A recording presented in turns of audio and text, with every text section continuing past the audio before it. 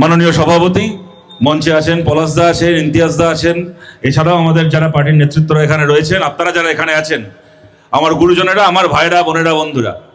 তো অনেক বছর পরে, যেরকম ইমতিয়াজদা বলছিল বলার সময়, পলাশদা বলছিল, তার আগে অভি বলার সময় বলছিল, সপ্তর্ষি, অনেক বছর পরে এই আকারে আমরা এই হারোয়ায় সভা করতে পারছি। গত 5 বছর ধরে, 7 বছর ধরে, 10 বছর ধরে কেন সভা করতে পারিনি, কেন আমরা মিটিং মিছিল করতে পারিনি, তা আমার থেকে ভালো আপনারা জানেন। এই হারোয়া থেকে শুরু করে, দেগঙ্গা থেকে শুরু করে, মিনাকা থেকে শুরু করে, মাইলের পর মাইল জায়গা, এলাকার পর এলাকা আমাদের পার্টি অফিস লুট হয়েছে, হামলা হয়েছে। মিটিং করতে গেলে মার খেয়েছি, মিছিল করতে গেলে মার খেয়েছি, ধর্মঘটের দিন রাস্তায় নামতে গেলে মিথ্যে মামলায় জেল খাটতে হয়েছে, রক্ত ঝরেছে, আমাদের কমরেডরা খুন হয়েছে। তখন কারণ কি দেখানো হয়েছিল? যে এখন পশ্চিমবাংলায় ওই সিপিএম টিপিএম করে কিছু হবে না, কংগ্রেস করে কিছু হবে না, আইএসএফ করে কিছু হবে না, এখন পশ্চিমবাংলায় বিজেপি এসে গেছে। তাই বিজেপিকে ঠেকানোর জন্য এখন শুধুমাত্র পশ্চিমবাংলায় তৃণমূল কংগ্রেসের পতাকা থাকবে। আর কোন এলাকায়, বিশেষ করে যেখানে মুসলমান মানুষ বেশি সংখ্যায় বাস করেন, সেই সমস্ত এলাকায় তৃণমূল ছাড়া আর কারো পতাকা রাখা যাবে না। এটা তৃণমূল ছাড়া অন্য কারো পতাকা থাকা মানেই নাকি বিজেপির সুবিধা হয়ে যাওয়া। তাই সিপিএম এর কোনো পতাকা রাখা যাবে না, আইএসএফ এর পতাকা রাখা যাবে না, কংগ্রেসের পতাকা রাখা যাবে না। দিনের পর দিন এখানে এই রাজনীতি করা হয়েছে। এই জ্যোতিপ্রিয় মল্লিকরা, এই বালু মল্লিকরা এইখানে দাঁড়িয়ে, এই হাওড়ায় মিনাখায় দাঁড়িয়ে এই রাজনীতি করে গেছে। ওটাকে অজুহাত বানিয়ে আমাদের কমরেডদের উপর মার আক্রমণ করে গেছে, জেল কাটিয়েছে, রক্ত ছড়িয়েছে। আজকে সরকার পাল্টেছে না, আমাদের হাত থেকে কোনো ভোটের কালি ওঠেনি। দেখুন, আমাদের আঙুল থেকে কোনো ভোটের কালি ওঠেনি। তার আগে বড় বড় বাদলা মেরেছিল যারা, সেই তৃণমূল পার্টিটাই উঠে গেছে। আর ওই জ্যোতিপ্রিয় মল্লিক বলেছিল লাল পতাকা উঠলে নাকি বিজেপির সুবিধা হয়ে যাবে, তাই তৃণমূল ছাড়া আর কারো পতাকা ওড়ানো যাবে না।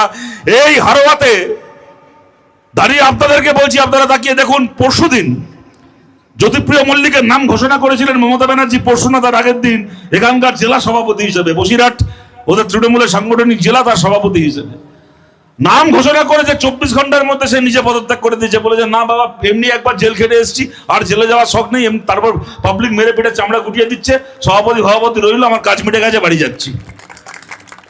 এই যে জ্যোতিপ্রিয় মল্লিকরা বলেছিল তৃণমূল ছাড়া আর কারো পতাকা উড়বে না, লাল পতাকা উড়বে না, লাল পতাকা হারোয়ার মাটিতে আকাশে মাথা রেখে পথ করে উঠছে। আর তৃণমূলের পতাকা নিয়ে জ্যোতিপ্রিয় মল্লিক এখন বিজেপির জুতো পালিশ করতে চলে গেছে, লাল পতাকা মাথা উঁচু করে দাঁড়িয়ে আছে। সব পতাকা বিক্রি হয়ে গেছে পশ্চিমবাংলায়, লাল পতাকা বিক্রি হয়নি। তারা দেখতে পাচ্ছেন তৃণমূল কংগ্রেসের, আমি বরাবর ভাবতাম যে ফুলে তো অনেক পাপড়ি হয়, কখনো কোনো ফুল দেখেছেন যা 3টে পাপড়ি? জীবনে দেখিনি। একমাত্র তৃণমূলের ফুল ছিল, ওদের প্রতীক ছিল যে 3টে পাপড়ি। বড় ভাবতাম যে এটা কেমন ফুল রে ভাই, এদের মানে ফুলে 3টে পাপড়ি কেন? একদিনে বুঝলাম তৃণমূলের ফুলে কেন 3টে পাপড়ি। ওদের একটা পাপড়ি মানে হচ্ছে মমতার তৃণমূল, যেটা কালীঘাটে বসে থাকে, কালীঘাটের বাইরে বেরোলে ডিম খায়। আর একটা তৃণমূল হচ্ছে বিধানসভায় ঋতব্রত ব্যানার্জির তৃণমূল। শুভেন্দু অধিকারীর সঙ্গে পেছন পেছন চামচাগিরি করতে করতে, বিরোধী দলনেতা শুভেন্দু অধিকারীর সঙ্গে চামচাগিরি করতে করতে আরেক পেলে বিজেপির বেঞ্চে গিয়ে বসে পড়ছিল। শুভেন্দু আবার হাত ধরে দেখিয়ে দিল যে না, ওসব আমরা পরে বাইরে করবো, ভেতরে এটা তোর বেঞ্চ, ওটা আমার বেঞ্চ, তুই এখানে বস। ওটা 2 নম্বর পাপড়ি। আর 3 নম্বর পাপড়ি হচ্ছে দিল্লিতে কাকলি ঘোষদস্তিদারদের তৃণমূল। মুসলেখা দিয়ে দিয়েছে মোদির কাছে যে একদিন যা করেছি, এখন থেকে আমরা বিজেপির সমর্থক, আমরা এনডিএর সমর্থক, আমাদেরকে এনডিএর সঙ্গে নিয়ে নাও।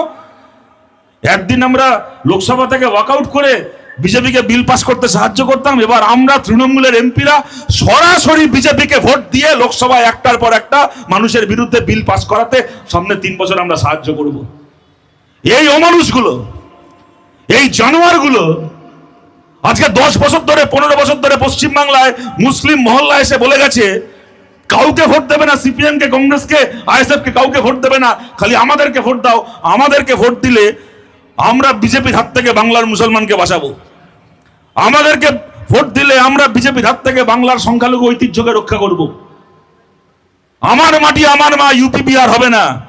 বিজেপি চায় ডিলিমিটেশন বিল পাস করিয়ে উত্তর ভারতের লোকসভার আসন সংখ্যা বাড়াতে, আর পশ্চিম বাংলার আসন সংখ্যা কমিয়ে দিতে, তামিলনাড়ুর আসন সংখ্যা, কেরালার আসন সংখ্যা কমিয়ে দিতে। আমাদেরকে ভোট দাও, আমরা লোকসভায় গিয়ে বিজেপির ডিলিমিটেশন বিল আটকাবো। এই জানোয়ারগুলো এখানে দাঁড়িয়ে দিনের পর দিন বলে গেছে, বলে আমাদেরকে মেরে, আমাদের পার্টি অফিস বন্ধ করে, আমাদের কর্মীদেরকে জেল খাটিয়ে, গায়ের জোরে ভোট করে, ভোট জিতে এখান থেকে দিল্লি গেছে। কোটি কোটি টাকার সম্পত্তি বানিয়েছে 10 বছরে, 15 বছরে, কোটি কোটি টাকার সম্পত্তি। আজকে গোনা শেষ করলে 5 বছর কেটে যাবে, তো টাকা গোনা শেষ হবে না, এমন সম্পত্তি বানিয়েছে। দিল্লিতে বাড়ি, কারণ বিদেশে বাড়ি হয়েছে, কলকাতা শহরে 3টে ফ্ল্যাট, 4টে বাড়ি করে, বাংলো করে, একটা পঞ্চায়েত মেম্বার থেকে শুরু করে এমপি পর্যন্ত একটা বাদ নেই যার কয়েকশো কোটি টাকা সম্পত্তি না হয়েছে। সবকিছু হয়ে যাওয়ার পরে একটা ভোটে হারলো। আমরা 15 বছর ধরে বাংলায় বিরোধী রাজনীতি করছি, ওদের 15 মিনিট বিরোধী থাকার ক্ষমতা হলো না, তার আগে সবাই লাইন দিয়ে বিজেপির পায়ে সারেন্ডার করে দিল, বলে দিল যে আমরা বিজেপির সঙ্গে রয়েছি। আর এই বিজেপি যখন হকার উচ্ছেদ করছে, আমরা বলছি যে পুনর্বাসন দিতে হবে, বলছে আমাদের কি টাকা পড়েছে পুনর্বাসন দেওয়ার, পুনর্বাসন দিতে পারবো না। লোকের বাড়ি ঘর ভেঙে দিচ্ছে বুলডোজার দিয়ে, আমরা বলছি পুনর্বাসন দিতে হবে, বলছে আমাদের কি টাকা পড়েছে পুনর্বাসন দেওয়ার, আমরা পুনর্বাসন দিতে পারবো না। 1 মাস আগে 1.5 মাস আগে যাদের বাড়ির দরজায় গিয়ে হাত জোর করে ভোট চেয়ে এসেছিল, বলেছিল আপনিও হিন্দু আমিও হিন্দু, হিন্দু হিন্দু ভাই ভাই, সবাই বিজেপিকে ভোট দিন এবার।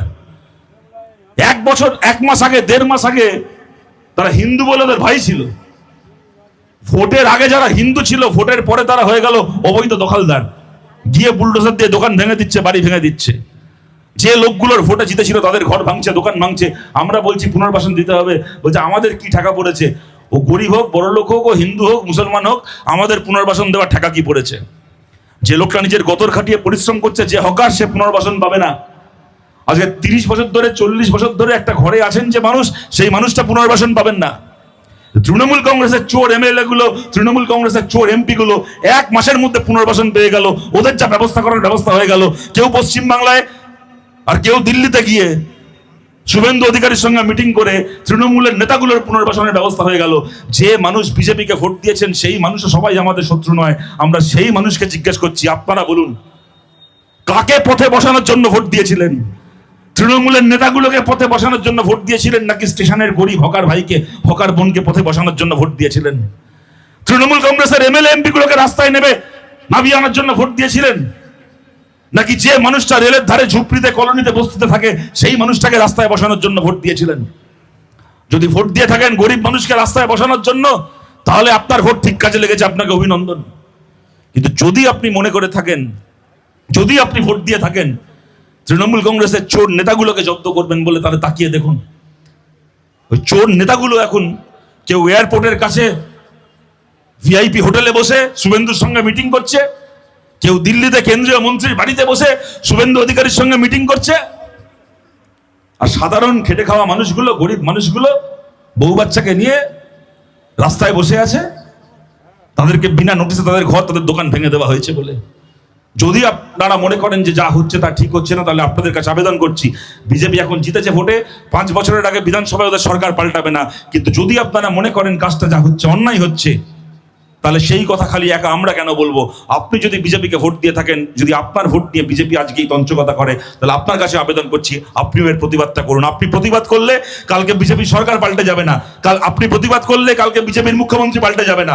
মুখ্যমন্ত্রী পশ্চিমবাংলার শুভেন্দু অধিকারী থাকবে অন্ততপক্ষে সামনের 5 বছর।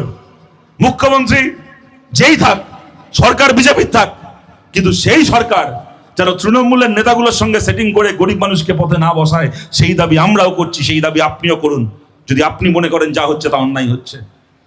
আজকে পশ্চিমবাংলার দিকে তাকিয়ে দেখুন, একটা সরকারের বুলডোজার দিয়ে লোকের বাড়িঘর ভেঙে দেওয়ার ক্ষমতা আছে, আবার একজন মানুষের যেন মাথার উপর ছাদ থাকে, তার ছেলে মেয়ে যেন স্কুলে পড়াশোনা করতে পারে, সে যেন নিজের যোগ্যতায় উপার্জন করতে পারে, সেইটা দেখার দায়িত্বও আছে একটা সরকারের। স্বাধীনতার পরে এই প্রথম পশ্চিমবাংলায় বিজেপির সরকার আসলো। চাইলে বিজেপি মনে করতে পারত যে বাংলার মানুষ আমাকে দায়িত্ব দিয়েছে, আমাকে ভরসা করেছে, স্বাধীনতার এত বছর পরে গোটা ভারতের প্রায় সব রাজ্য এর আগে বিজেপি সরকার থেকে ফেলেছে, 2-1টা রাজ্য বাদ দিয়ে। তার মধ্যে একটা রাজ্য ছিল পশ্চিমবাংলা। স্বাধীনতার পরে এই প্রথম একটা রাজ্যে বিজেপি সরকার চালানোর সুযোগ পেল। এটাকে ওরা নিজের দায়িত্ব প্রমাণ করার সুযোগ হিসেবে কাজে লাগাতে পারতো, তা না করে এটাকে ওরা ওদের ক্ষমতা জাহির করার সুযোগ হিসেবে কাজে লাগালো। ওদের দায়িত্ব ছিল লোকের মাথার উপর স্থায়ী ছাদের ব্যবস্থা করা, আর ওদের ক্ষমতা ছিল বুলডোজার দিয়ে দরমার ঘরটাকেও ভেঙে ফেলা। ওরা নিজের দায়িত্বটাকে পালন করার দিকে গেল না, 1 মাসের মধ্যে নিজের ক্ষমতা দেখিয়ে দিল, আমার বুলডোজার দিয়ে ভাঙার ক্ষমতা আছে, আমি ভাঙবো, তোর কি করার আছে করে নে। ওদের দায়িত্ব ছিল।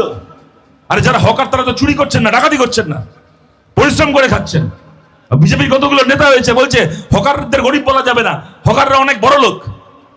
আরে কোন হকার যদি বড় লোক হয়ে থাকে, বেশ হয়েছে বড় লোক হয়েছে, আমরা গর্বিত সেই হকারের জন্য যে হকার পরিশ্রম করে বড় লোক হয়েছে। সে চুরি করে, ডাকাতি করে, 5 বার দল বদল করে বড় লোক হয়নি, সে গদর খাটিয়ে পরিশ্রম করে বড় লোক হয়েছে। তারা কমিউনিস্ট পার্টি স্যালুট করে সেই হকারকে।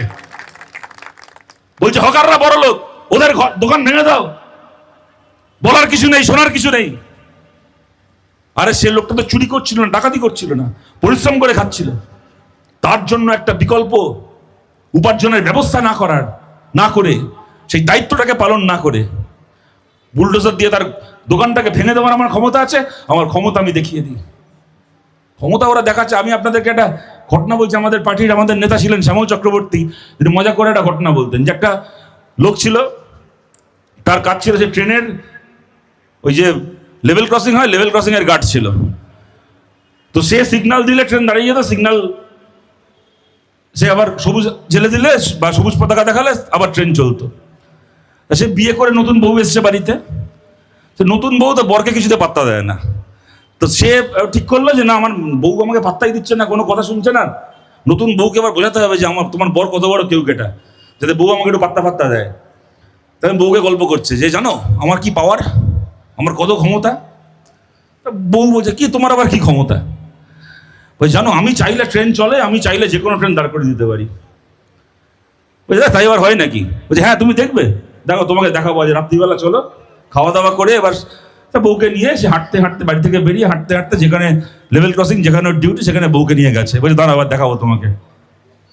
এবার দূর থেকে ট্রেন আসছে আসছে আসছে, এবার লোকটা হঠাৎ করে লাল পতাকাটা তুলে দেখিয়ে দিয়েছে। তো ট্রেনের ড্রাইভার দেখে দাঁড়িয়ে করে দিয়েছে ট্রেনকে। ড্রাইভার ভেবেছে বোধহয় সামনে লাইনে কোনো গন্ডগোল আছে, কিছু সমস্যা হয়েছে, কিছু হয়েছে, কোথাও হয়তো ফিস প্লেট খোলা আছে কিছু, বা অন্য কোনো গাড়ি এসে গেছে, যে কারণে এমার্জেন্সিতে ট্রেন দাঁড় করানো হয়। এমার্জেন্সি ফ্ল্যাগ দেখে যে ট্রেন দাঁড় করিয়ে দিয়েছে। তো বউ তো অবাক, বরের ক্ষমতা দেখে বলছে বাবা সত্যি তোমার এত ক্ষমতা? বলছে হ্যাঁ আমার এত পাওয়ার, তোমায় বলছিলাম না। বউ তো খুব খুশি। ইতিমধ্যে কি হয়েছে, ট্রেন থেকে এবার প্যাসেঞ্জাররা নেমে এসছে। যে কি হলো কি ব্যাপার, হঠাৎ করে মাঠের মাঝখানে ট্রেন দাঁড়িয়ে গেছে। লোকটাকে জিজ্ঞেস করেছে কি ব্যাপার দাদা, ট্রেন দাঁড় করালেন কেন? বলে কিছু না, আমার সাথে নতুন বিয়ে করে বউ এনেছি, তো বউ বিশ্বাস করছিল না আমি ট্রেন দাঁড় করাতে পারি, তাই আমি দেখিয়ে দিলাম ট্রেন দাঁড় করি। তো পাবলিক যা হয় দেখে গিয়ে মেরেছে কানে গোড়া এক থাপ্পড়, লাইনের বাসে গিয়ে পড়েছে। তো ট্রেনটা আবার গালাগাল দিয়ে ওকে, ট্রেনের ড্রাইভার আবার ট্রেনে উঠে গেছে, প্যাসেঞ্জার উঠে গেছে, ট্রেনটা আবার বেরিয়ে গেছে। এবার লোকটার কোনো ব্যাপার না, উঠে জামা ফামা ছাড়ছে। তা বউ তো অবাক, বউ বলছে যে কি ব্যাপার গো, তোমাকে ওরা গালাগাল দিয়ে কানে গোড়া থাপ্পড় মেরে ফেলে দিল কেন গো লাইনের বাইরে? তাহলে দেখো এটা কোনো ব্যাপার না, আমার পাওয়ার ছিল ট্রেন দাঁড় করানোর, আমি আমার পাওয়ার দেখিয়ে দিয়েছি। ওদের পাওয়ার ছিল আমায় কানের গোড়ায় থাপ্পড় মেরে লাইনের বাইরে বার করে দেওয়ার, ওরা ওদের পাওয়ার দেখিয়ে দিয়েছে। তাই বলছি শুভেন্দু অধিকারীর পাওয়ার ছিল বুলডোজার দিয়ে লোকের দোকান ভেঙে দেওয়ার, পাওয়ার দেখিয়ে দিয়েছে। জনগণের পাওয়ার আছে সামনের বার কানের গোড়ায় থাপ্পড় মেরে এই সরকারকে বার করে দেওয়ার। যদি এই সরকার গরিবের ঘরের ওপর দিয়ে বুলডোজারের ওপর দিয়ে, দোকানের ওপর দিয়ে বুলডোজার চালায়, জনগণও সেই পাওয়ার দেখিয়ে দেবে। কিন্তু আপনাদেরকে বলছি সেই দিন কালকেই আসবে না, দেরি আছে এখনো 5 বছর। 3 বছর পরে লোকসভার ভোট হবে। আর যেখানে আমরা এখানে দাঁড়িয়ে আছি, এই বসিরহাটের যিনি বিধায়ক ছিলেন, যিনি এমপি ছিলেন, সাংসদ ছিলেন, হাজী নুরুল সাহেব, তার সম্পর্কে আমাদের 100টা বক্তব্য আছে, কিন্তু সে কথাগুলো আজকে আর বলতে চাই না। তিনি হঠাৎ করে তার মৃত্যু হয়েছে। আমরা কেউ কখনো চাই না যার সঙ্গে আমাদের রাজনৈতিক লড়াই, তার সঙ্গে লড়াইটা এইভাবে শেষ হোক। উনি আজকে নেই, ওনার প্রতি, ওনার পরিবারের প্রতি আমাদের সমবেদনা। ওনার বিরুদ্ধে আমাদের আজকের দিনে দাঁড়িয়ে নতুন করে নেতিবাচক কোনো কথা আমি বলতে চাই না, কিন্তু এইটুকু বলছি, যে কোনো দিন এই বসিরহাটের বাই ইলেকশন ঘোষিত হবে, এই লোকসভা কেন্দ্রের বাই ইলেকশন ঘোষিত হবে, রেজিনগরের বাই ইলেকশন হবে কয়েকদিনের মধ্যে। হুমায়ুন কবির ওখানে ঘোষণা করেছিলেন যে আমার ছেলে আমার জায়গায় রেজিনগরে দাঁড়াবে। তারপরে আপনারা দেখলেন হুমায়ুন কবিরের সেই সমস্ত ভিডিও ভোটের আগেই সামনে এসেছিল, যেখানে বলছে যে বিজেপির কাছ থেকে টাকা পেয়েছি বাবরি মসজিদের নামে জিগির তোলার জন্য। ভোটের পরে আবার নিজেই বলছেন যে আমি বাবরি মসজিদের নামে জিগির তুলেছিলাম বলে বিজেপি পশ্চিমবাংলায় 200-র উপর সিট পেয়ে ক্ষমতায় আসতে পারলো। সামনের বার লোকসভায় আমি দায়িত্ব নেব যেন বিজেপি পশ্চিমবাংলা থেকে 30-এর উপর সিট পায়। এইসব ভিডিও এখন সামনে চলে এসছে। আপনাদেরও অনেকের চেনা পরিচিত আত্মীয় স্বজন রেজিনগরে থাকতে পারে, আপনারা জানেন ওখানকার হাওয়া এখন কি। তো যে কারণে দেখি কদিন আগে হুমায়ুন কবির বলছেন যে মমতা ব্যানার্জি যদি চান বিধানসভায় যেতে, ওনাকে বলছি আপনি রেজিনগর থেকে জানান, আপনাকে আমি জিতিয়ে দেবো। আসলে গল্প অন্য। প্রথমে বলেছিল যে আমার ছেলেকে দাঁড় করাবো, ছেলে এখান থেকে জিতবে, এমএলএ হবে। এখন বুঝে গেছে হাওয়া খারাপ, ওর পার্টি আর জিতবে না। এখন ঠিক করেছে ফালতু আমার ছেলেটা কেন মুরগি হবে, মমতা ব্যানার্জিকেই মুরগি করি এখান থেকে। যে যাতে ছেলেকে বাঁচানো যায়, মমতা ব্যানার্জিকে বলছে আপনি এসে দাঁড়ান এখানে, হারলে হারবে, ওর কি আছে, গল্প শেষ হয়ে যাবে। যাই হোক, যে কথাটা এখানে বলার, বসিরহাটের লোকসভা কেন্দ্রের বাই ইলেকশন কয়েকদিনের মধ্যে হবে, যে কোনো দিন ঘোষণা হবে। আপনাদের সবাইকে বলছি, পশ্চিমবাংলায় সবাইকে দেখা হয়ে গেছে। যারা বিরাট বিজেপি বিরোধিতার নাম করে এসেছিল তাদেরকে আপনারা দেখেছেন ভোটের পরে তাদের আসল চেহারা কি।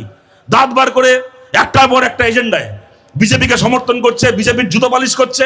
আজ বাদে কাল যখন ওই অভিন্ন দেওয়ানি বিধি, ইউনিফর্ম সিভিল কোড থেকে শুরু করে একটার পর একটা আইন আনবে পশ্চিমবাংলার বিধানসভায় বিজেপি, এই একটার পর একটা তৃণমূলের এমএলএ, দিল্লিতে তৃণমূলের সাংসদরা সেই সমস্ত আইনকে, সেই সমস্ত কাজে বিজেপিকে মদত দেবে, আপনারা সবাই জানেন।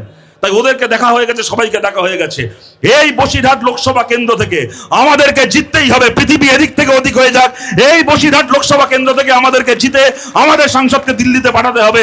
আর আমাদের সেই সাংসদ দিল্লিতে গিয়ে বলবে যে পশ্চিমবাংলায় তৃণমূল কংগ্রেসকে কিনে নিয়ে, যদি বিজেপি ভেবে থাকে পশ্চিমবাংলার সাধারণ মানুষকে কিনে দিয়েছে, তা হচ্ছে না।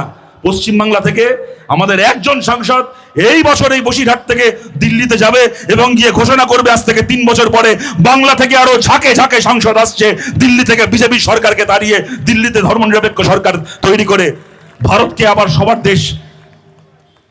সবার দেশ হিসেবে ফিরিয়ে আনতে। এই কাজ আমাদেরকে করতে হবে। তার জন্য সমস্ত মানুষকে, যারা এর আগে আমাদের বিরুদ্ধেও থেকেছেন, আমরা জানি সব মানুষ তৃণমূলকে খুব ভালোবেসে সমর্থন করেননি, ভয় করতে হয়েছে, ভক্তি দেখাতে বাধ্য হতে হয়েছে, বিজেপির ভয় করতে হয়েছে, তৃণমূলের হুমকিতে করতে হয়েছে। সামনে আর কোনো পার্টি নেই, আর কোনো পার্টি কাজ করতে পারছে না, বিভিন্ন কারণে বাধ্য হতে হয়েছে। কিন্তু সবাই যে খুব ভালোবেসে তৃণমূলকে সমর্থন করেছেন এমন নয়। কিন্তু আজকে আপনারা দেখতে পাচ্ছেন পশ্চিমবাংলার রাজনীতি, সব পতাকা বিক্রি হয়ে গেছে, খালি লাল পতাকা বিক্রি হয়নি। এখন একদিকে বিজেপির গেরুয়া পতাকা, একদিকে বিজেপির ওই পতাকা, আর একদিকে কমিউনিস্ট পার্টির লাল পতাকা। এই দুয়ের লড়াই হবে। আপনাদের সবার কাছে আবেদন করছি, যারা এর আগে আমাদেরকে সমর্থন করেননি তাদের কাছে আবেদন করছি, এই লড়াই আমাদের পাশে এসে দাঁড়ান। এই লড়াই আমাদেরকে লড়তে হবে, এই লড়াই আমাদেরকে জিততেই হবে। বসিরহাটের মধ্যে বহু মানুষের নাম এসআইআর এ কেটেছে ওরা, যারা মানে এক মায়ের পেটের ভাই বোন, এক ভাইয়ের নাম আছে, হয়তো বোনের নামটা নেই, কি আর এক ভাইয়ের নাম নেই। একের পর এক পরিবার, একের পর এক ব্লক, একের পর এক বুথে এই চেহারা। আপনারা জানেন, এলাকায় এলাকায় ক্যাম্প করে যারা যারা ট্রাইব্যুনালে অ্যাপিল করেছেন, সেই অ্যাপিলগুলো যেন তাড়াতাড়ি মীমাংসা করানো যায়, তার জন্য যা করণীয় কাজ আমরা চেষ্টা করছি, আমরা করে যাচ্ছি। কিন্তু যেহেতু বসিরহাটে, রেজিনগরে এরম কিছু জায়গায় বাই ইলেকশন হবে, দরকার হলে আমরা অবিলম্বে এই অ্যাপিল নিয়ে সুপ্রিম কোর্ট পর্যন্ত যাব। যেহেতু এখানে সামনেই বাই ইলেকশন, একবার এখানকার মানুষ বিধানসভায় ভোট দিতে পারেননি, অনেক ন্যায্য ভোটার যাদের নামটা অন্যায়ভাবে কাটা গেছে, আর একবার তারা বাই ইলেকশনে ভোট দিতে পারবে না। বারবার করে এই অন্যায় যেন ভারতের গণতন্ত্রে না হয়, তাই দরকার হলে স্পেশাল প্রভিশন করে যে যে সিটে বাই ইলেকশন, আগে সেইখানকার ট্রাইব্যুনালের অ্যাপিলগুলোর মীমাংসা করতে হবে এবং প্রত্যেকজন বৈধ ভোটারের নাম আবার ভোটার লিস্টে ঢোকাতে হবে। তার জন্য সুপ্রিম কোর্ট পর্যন্ত গিয়ে যে লড়াই করার, সেই লড়াই আমরা করব। কিন্তু আপনাদেরকে এইটাও বলছি, তার পাশাপাশি গতকাল মুখ্যমন্ত্রী ঘোষণা করেছেন, শুভেন্দু অধিকারী ঘোষণা করেছেন, তারা নাকি পশ্চিমবাংলার বিধানসভায় নতুন বিল আনবে, যে কোথাও কোনো বিক্ষোভের ঘটনায় যদি ভাঙচুর হয়, তাহলে যারা বিক্ষোভকারী তাদের সম্পত্তি বাজেয়াপ্ত করে ক্ষতিপূরণ আদায় করা হবে। ভালো কথা, আপনি বিধানসভার ভেতর বিল আনুন, আমাদের যা বলার বিধানসভার ভেতর দাঁড়িয়ে মুস্তাফিজুর রহমান আমাদের এমএলএ বলবেন।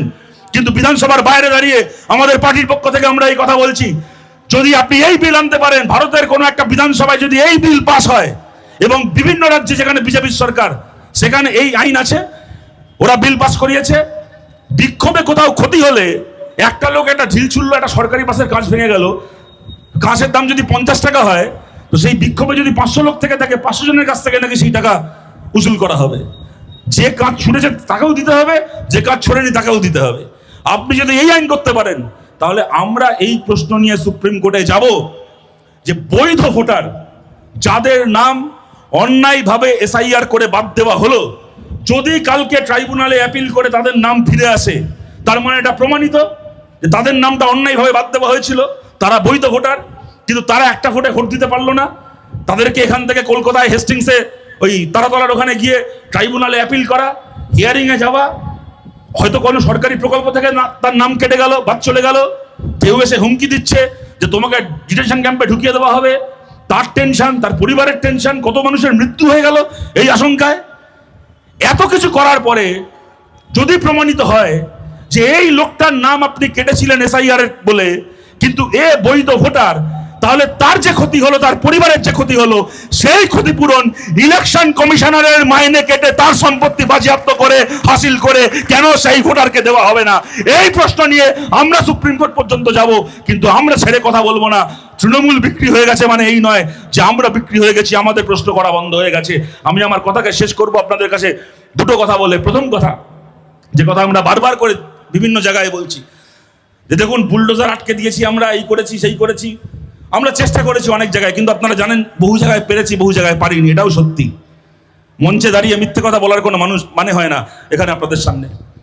আর সব জায়গায় পারা সম্ভব না। যদি রাষ্ট্র, কেন্দ্রের সরকার, রাজ্যের সরকার একসঙ্গে পুলিশ মিলিটারি মিলে নেমে যায়, তাহলে আটকানোটা খুব সহজ কাজ নয়। যদি আটকাতে হয়, তার জন্য লাখো লাখো মানুষের জমায়েত দরকার। সরকার পাল্টানোর লড়াই আমরা করছি, সরকার পাল্টানোর লড়াই আমরা করব, আমরা জিতবো। কিন্তু যদি এদের এই বুলডোজারকে পশ্চিমবাংলায় আটকাতে হয়, তাহলে শুধুমাত্র ছাপমারা সিপিআইএম এর লোকের বাইরেও আরো বহু সাধারণ মানুষকে একসঙ্গে লড়াই দাঁড়াতে হবে। আপনাদের সবার কাছে বলছি, যখন ভোট আসবে, কে কাকে ভোট দেবেন না দেবেন তখন ভাববেন, কিন্তু যদি আজকে মনে করেন বিজেপির এই বুলডোজার রাজ ঠেকানো প্রয়োজন, তাহলে সমস্ত মানুষের কাছে আমরা আবেদন করছি, ওই বুলডোজারের সামনে যেন কয়েকজন মিলে নয়, কয়েকশো জন মিলে নয়, কয়েক হাজার জন মিলে নয়, কয়েক লক্ষ মানুষ আমরা একসঙ্গে দাঁড়াতে পারি, তবেই কিন্তু এই বুলডোজার আটকাবে, না হলে বুলডোজার আটকাবে না। তার জন্য যে দলকে এর আগে ভোট দিয়ে থাকুন না কেন, আপনাদের সবার কাছে আবেদন করছি, আজকে স্টেশনে স্টেশনে উচ্ছেদ হচ্ছে, আজ বাদে কাল যখন মিউনিসিপ্যালিটির ভোটগুলো হয়ে যাবে, আর 5-6 মাসের মধ্যে হয়তো পুজোর পরেই মিউনিসিপ্যালিটিগুলোর ভোট হবে, তারপরে দেখবেন যে শহরগুলো আছে, গঞ্জ এলাকাগুলো আছে, সেখানকার রাস্তায় রাস্তায় যে হকাররা আছে, সেই হকারের দোকানও ভাঙা শুরু হচ্ছে। যদি সেইগুলোকে বাঁচাতে হয়, যদি সেগুলোকে আটকাতে হয়, তাহলে সমস্ত মানুষ যে দলকেই এর আগে ভোট দিয়ে থাকুন না কেন, আমাদেরকে একসঙ্গে এক ডাকে প্রয়োজনে বুলডোজারের সামনে গিয়ে দাঁড়াতে হবে। এবং আমাদের এই জ্যোতিপ্রিয় মল্লিকদের মতো চুরি ছেঁচড়ামি করে জেলে যাওয়ার ভয় নেই। আমরা মমতা অভিষেকের মতো চুরি করিনি, কোটি কোটি টাকা সম্পত্তি বানাইনি যে ওরা আমাদেরকে ইডি সিবিআইয়ের ভয় দেখাবে, আর সেই ইডি সিবিআইয়ের ভয়ে আমরা বিজেপির সঙ্গে সেটিং করে নেব। আমাদের নামে ঋতব্রত ব্যানার্জির মতো ধর্ষণের কেস চলছে না, যে ধর্ষণ করে পালিয়ে বেড়াচ্ছি। যদি একদিন মমতা ব্যানার্জি মুখ্যমন্ত্রী ছিল, তাই ধর্ষক বাঁচার জন্য মমতা ব্যানার্জিকে তেল দিয়েছে, এখন শুভেন্দু অধিকারী মুখ্যমন্ত্রী, ধর্ষণের অভিযোগে অভিযুক্ত, এখন শুভেন্দুকে তেল দিতে হচ্ছে। আমরা ওইসব করি না, কিন্তু তার মানে এই নয় যে আমাদের জেল হতে পারে না। জেল আমাদেরও হতে পারে, জেলে আমাদেরকেও যেতে হতে পারে। আমরা চুরি করে, ডাকাতি করে, ধর্ষণ করে, খুন করে এদের মতো জেলে যাব না, কিন্তু বুলডোজারের সামনে দাঁড়িয়ে, ওদের এই সরকারের মানুষ মারা নীতির সামনে দাঁড়িয়ে, ওদের বুলডোজারকে ঠেকাতে গিয়ে গ্রেপ্তার হয়ে আমাদেরকে জেলে যেতে হতে পারে। এবং যদি তখন গ্রেপ্তার হয়ে জেলে যেতে হয়, আমরা মাথা নিচু করে নয়, মাথা উঁচু করে হাসতে হাসতে আমরা জেলে যাব। আর এটাও বলছি, যেদিন জেল থেকে বেরোবো, জেল থেকে বেরিয়ে নিজের বাড়ি ফিরবো না, জেল থেকে বেরিয়ে আবার যেখানে বুলডোজার থাকবে সেই বুলডোজারের সামনে গিয়ে আমরা দাঁড়াবো। এইটার জন্যই আমরা কমিউনিস্ট পার্টি করি। আর আপনারা ভাববেন না যে এই লড়াই খালি আমরা যারা দাঁড়িয়ে চিৎকার করে এই কথাগুলো বলতে পারছি, এই লড়াই খালি আমরা লড়ছি। আরো বহু মানুষ আছেন যারা হয়তো বিভিন্ন কারণে দাঁড়িয়ে কথাগুলো বলতে পারছেন না সামনে দাঁড়িয়ে। এখন বিজেপি জিতেছে বলে ওদের লোকজন, ওদের সাপোর্টার, ওদের দলের লোকেদের এখন গলার জোর বেশি। আর বিজেপির লোকেরা জানেন, এক একটা লোক 5টা 10টা 15টা করে ফেসবুকে ফেক প্রোফাইল বানিয়ে রেখে দিয়েছে। একই লোক, কাজকর্ম নেই কিছু না, রাত দিন বাড়িতে বসে ফেসবুকে 10টা প্রোফাইল থেকে এক কথা লিখে যাচ্ছে, আপনার মনে হবে বোধহয় 10 জন লিখছে। বুদ্ধদেব ভট্টাচার্যের সঙ্গে শ্রমিক ভট্টাচার্যের এই একটা ব্যাপারে তফাৎ আছে, জানেন তো? এখন দেখবেন ফেসবুকে অনেকে বলে বুদ্ধদেব ভট্টাচার্য শ্রমিক ভট্টাচার্য নাকি অনেক ব্যাপারে মিল আছে, কিন্তু একটা ব্যাপারে বিরাট তফাৎ আছে। বুদ্ধদেব ভট্টাচার্য পশ্চিমবাংলা আইটি সেক্টর বানিয়েছিলেন, আর শ্রমিক ভট্টাচার্য পশ্চিমবাংলা আইটি সেল বানিয়েছে বিজেপির। একটা লোকের 10টা প্রোফাইল, 10টা প্রোফাইল থেকে 10টা নামে এক কথা বলে যাচ্ছে। তো যাই হোক, বিজেপির লোকেদের এখন ফরফরানি বেশি।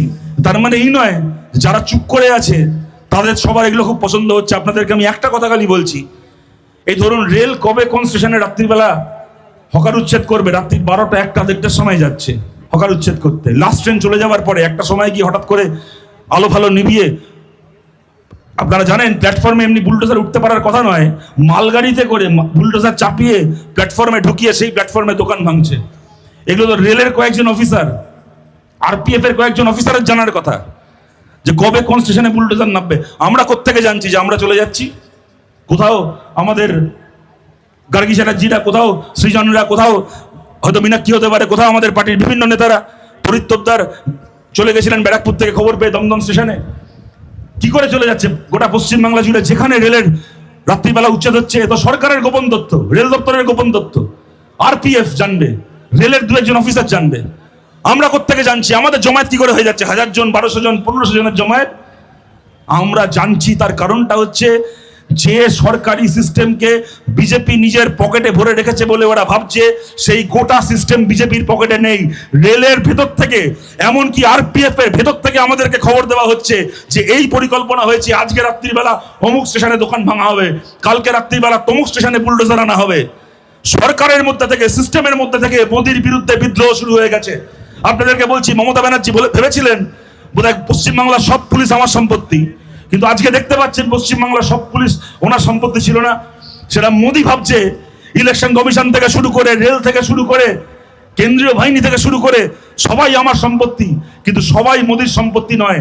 সিস্টেমের মধ্যে থেকে মোদি সরকারের বিরুদ্ধে বিদ্রোহ হচ্ছে। আপনারা দেখেছেন, খবর বেরিয়েছিল আনন্দবাজারে, যে বুলডোজারকে ওরা এনেছিল দোকান ভাঙতে, সেই বুলডোজারের চালক বুলডোজার থামিয়ে দিয়ে ইঞ্জিন বন্ধ করে স্টিয়ারিং এ বসে হাউ হাউ করে কাটছিলেন যে আমিও একজন গরিব মানুষ, আমি কি করে এতজন গরিব মানুষের উপার্জনের দোকানটাকে ভাঙি। কেউ মেশিন নয়, সবাই মানুষ। মোদী সরকারের আন্ডারে যারা চাকরি করে তারাও মেশিন নয়, তারাও মানুষ। তারাও জানে যা হচ্ছে ঠিক হচ্ছে না, তারাও জানে যা হচ্ছে অপরাধ হচ্ছে।